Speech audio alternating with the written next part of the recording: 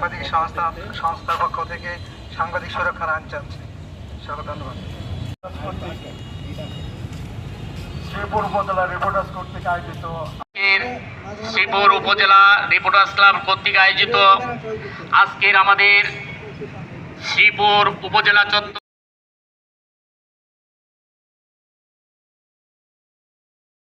কমিটির অন্যতম সদস্য আলমগীর হোসেন,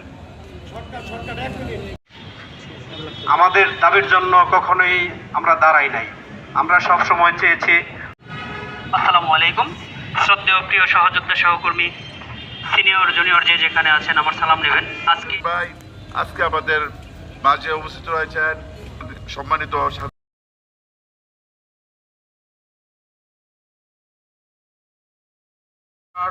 আজকে প্রতিবাদ একটাই আমাদের হওয়া দরকার, আমাদের সেই প্রতিবাদটা হবে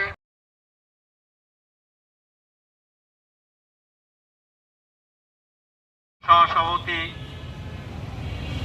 আমাদের অত্যন্ত শ্রদ্ধেয় সাংবাদিক সংস্থার পক্ষ থেকে সাংবাদিক সুরক্ষার আইন চাচ্ছে।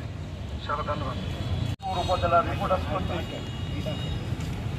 শ্রীপুর উপজেলা রিপোর্টার্স কর্তৃক আয়োজিত জনাব সজ্জবর ভাই, জনাব শামীম ভাই, আজকে আমাদের মাঝে উপস্থিত রয়েছেন সম্মানিত প্রশাসনের কাছে সেই স্মারকলিপি খুব দ্রুত সময়ের মধ্যে বাস্তবায়ন হবে সেই আশা ব্যক্ত করে আমি আমার বক্তব্য এখানে শেষ করছি। আল্লাহ হাফেজ।